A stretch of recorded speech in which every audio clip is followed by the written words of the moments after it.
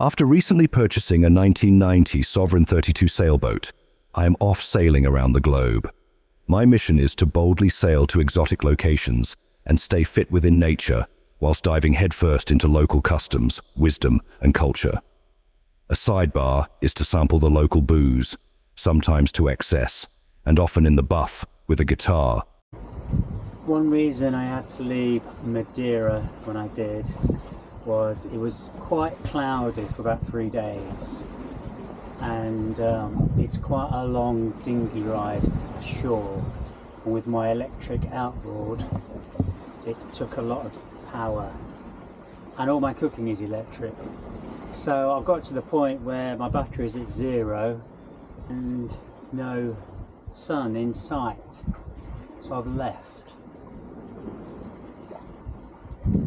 But now I've got cloud today as well, so I'm struggling. I'm gonna have to eat cold food. I've got plenty of stuff in, like cereal and cold meats and things.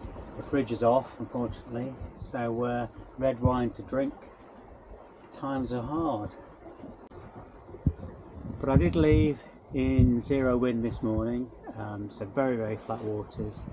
That gave me an hour or so to charge up the lead acid batteries, and now the wind's picking up. I'm heading towards the trade, so it's going to be 20-25 from the north, but because there was no wind, there's hardly any waves this morning, so I'm doing 4.5-5 knots, a storm jib up, because I did hit a squall this morning.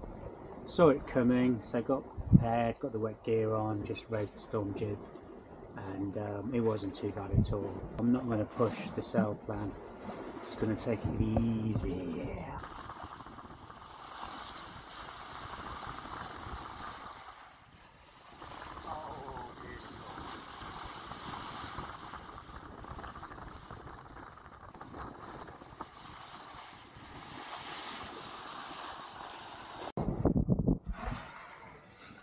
Okay, boys and girls, call me Gordon Ramsay, but I'm going to cook some egg katsu curry with the rice, because I've got lots of sauces and stuff like that that are Italian and Indian, but because I'm struggling to run my fridge, I haven't got much protein like fish, pork, beef, that kind of thing. So I'm going to go with the egg curry, which is going to mean a little bit more wind than forecasted.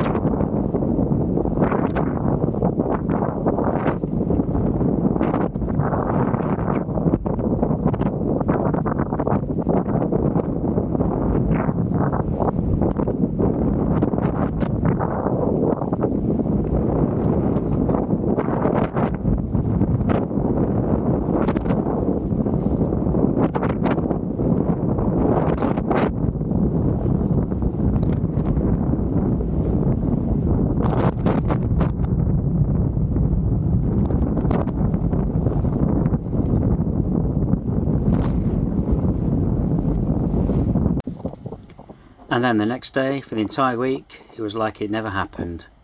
Nice, calm, warm conditions. Oh yeah.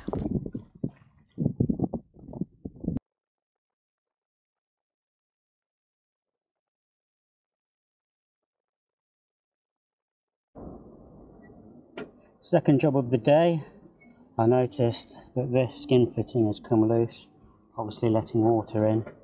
So I have to take that off, clean it down, and ideally I'd use butyl, but I can't find it. I've had the boat apart this morning. So I'm going to have to use some silicone, I think, or something like that. And there's the rip. There. It's one of 5 jobs for this morning. Decided just to tape it and glue it rather than sew it. And the reason is, I don't think it's kind of structural, it's just from constant friction and chafe when it's been touching the spreader.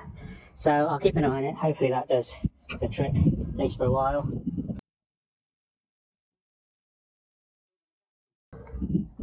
Let's pour you up, shall we?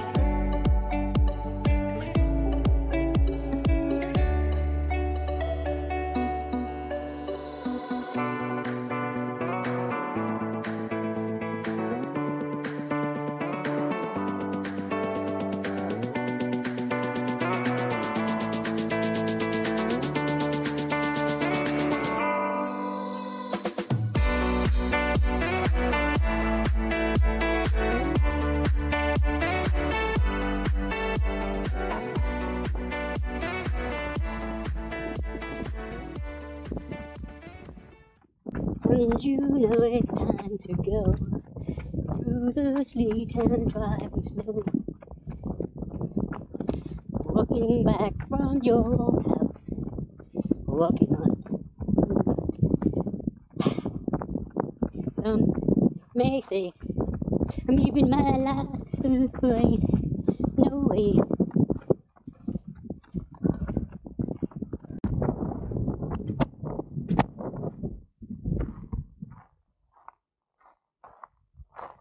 Hello, little tree.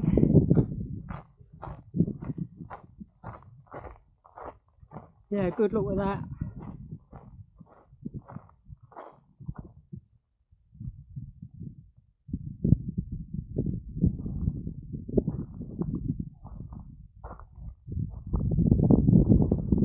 Right, Run the bastard.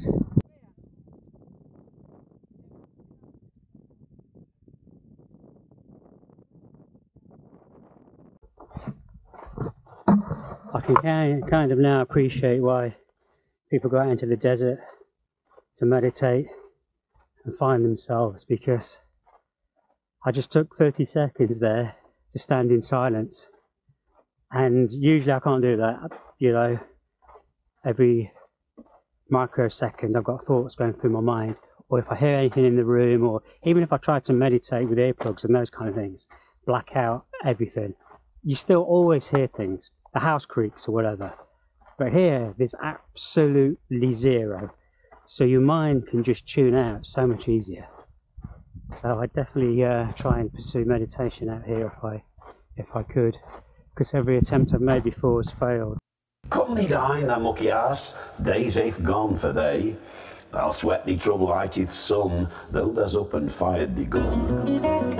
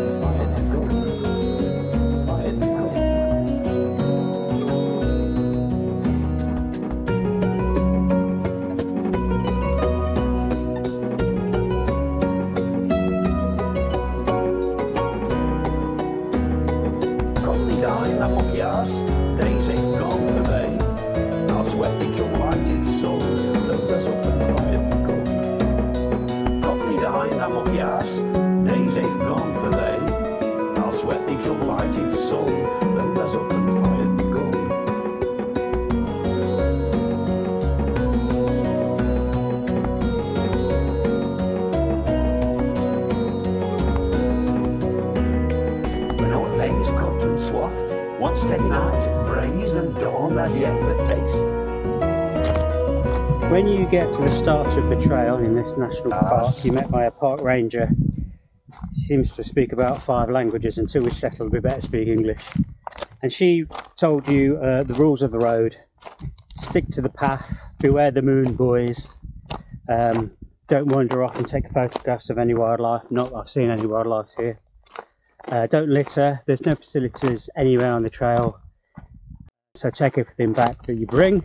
Stay hydrated and put on some moisturiser, do your makeup, make sure your hair's looking good. But she said if you need a number 2 woozes, that you just pull over at the side of the trail and you do your business. And I think, you know, anything brown and lumpy around here is going to fit in quite nicely, fit in with the decor. But, and she said you cannot use any paper, which is a great idea, but I have a lot of fibre in the morning and drink a lot of coffee, and my number 2 woozes can sometimes be a little bit moisty-woisty, so it'll be an interesting walk back. Sometimes it's getting tricky now to interpret what is path and what is national park. I might have to stop off at a slaughtered lamb and ask for directions. But bloody good fun. Alive. For now, let's just take a moment to appreciate the silence, shall we? That's enough. Since leaving Gibraltar, I don't know how long ago, I don't keep track, something like 3 weeks ago, there's been 3 things in this trip since then that have surprised me. 2 of them I knew about, but I'd not experienced. One is bioluminescence, and the second one is the stars. Now, I knew of both phenomena. You know, I've sailed for years now, and people can go for decades and decades without experiencing those 2 things, because you don't really get them in coastal sailing.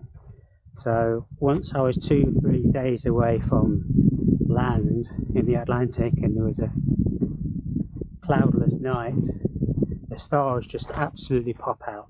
You can just sit there for hours looking at them, and you can think you can see the Milky Way and wisps of things that you've never seen before. Obviously, it's the entire skyline from one side of the horizon to the next.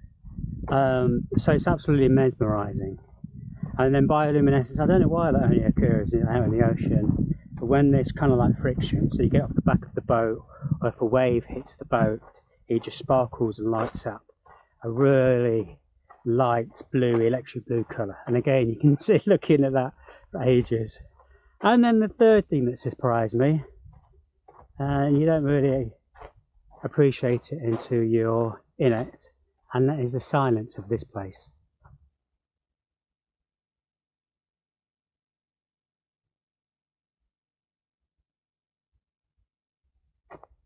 The only thing I can hear is the chatter of my mind, because I can never turn that off.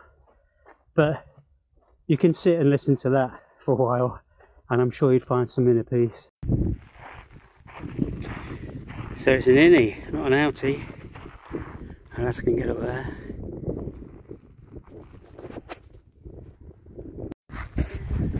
Well, that is a bit of a dilemma, because that's a bit too quick for my exercise today. So I either go and climb that enormous tit next door, or I go and have the local tipple at a bodega that I passed. That's what I was thinking too. Maybe they'll let me have a drink out back in the buff. Walking back from your house, I'm in a jazzy mood. Walking back from your house, everything's out of tune. Okay, let's try some local wine, shall we? Made right here. I've gone for dry Malvasia Secco. That is nice actually. And a little bit of vinaigrette Boccherone. Boccherone di vinaigrette. Get in. Both fantastical. Wow, I'm buying a case of that for the boat. That white wine is superb. I'm going to have a go. I'm making some sunscreens, sunshades.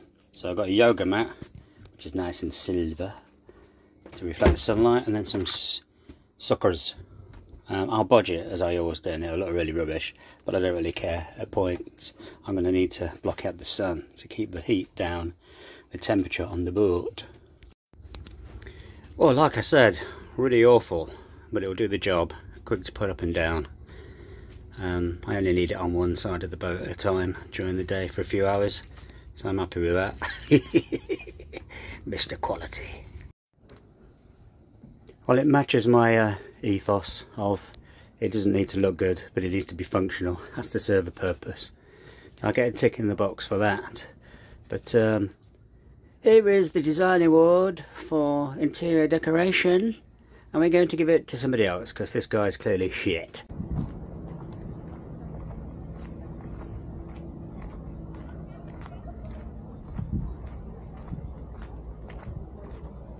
So the plan now, ladies and gentlemen, is to have a beer, and then I'm going to have some Canaria Tipica, or Canaria Comida Tipica, some typical Canarian food.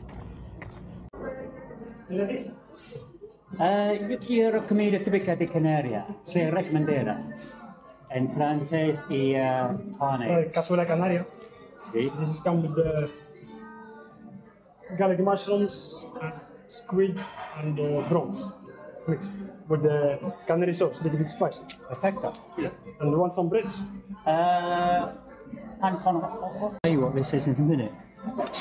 I asked for typical Canarian food, and he said it was octopus, squid, obviously prawn and mushrooms, and I'll give you the lowdown in a minute. Es muy delicioso. La salsa es la misma que las patatas bravas y ambas salpilpas.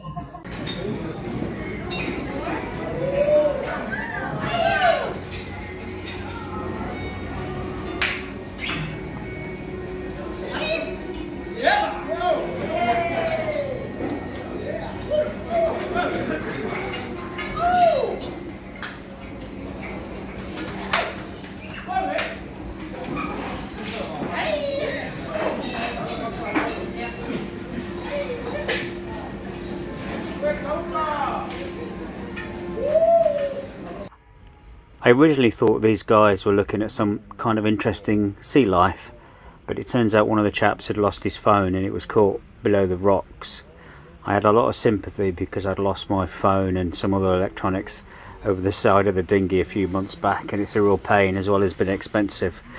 And we gave it a good half hour trying to get the phone, but I think ultimately it was lost.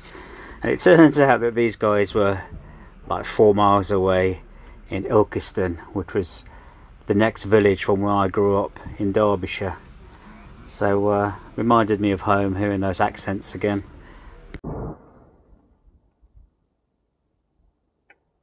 Morning coffee on the foredeck.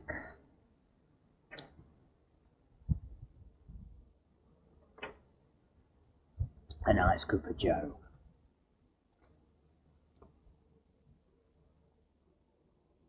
Beautiful morning, as ever. Beautiful blue water. So inviting. I do go for a swim most days. Very, very quick slop around, which is unusual for me, but it's just so refreshing. And warm waters. I think it's about 24 degrees. Let's see.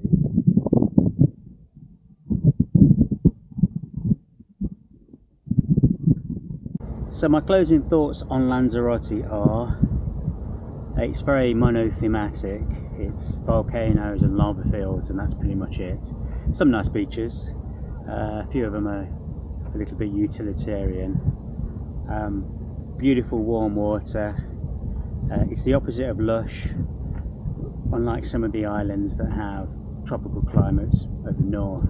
Lanzarote is just dry, humid heat, which is fantastic because it doesn't really get above 30 that often, and it doesn't get below 20 that often. So it's a year-round destination, very high quality.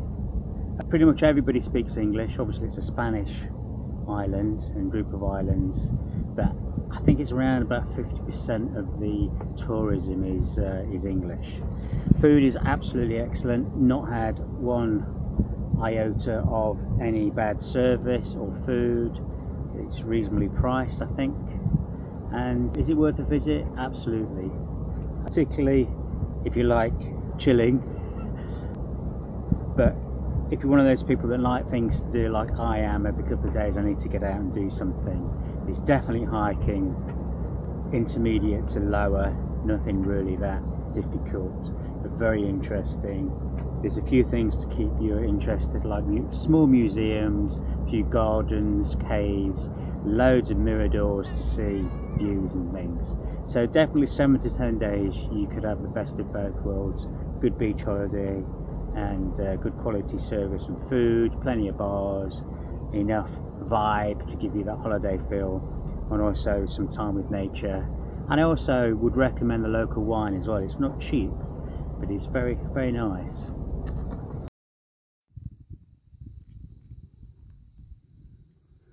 Oi, you can't park there, mate. Sling your hook.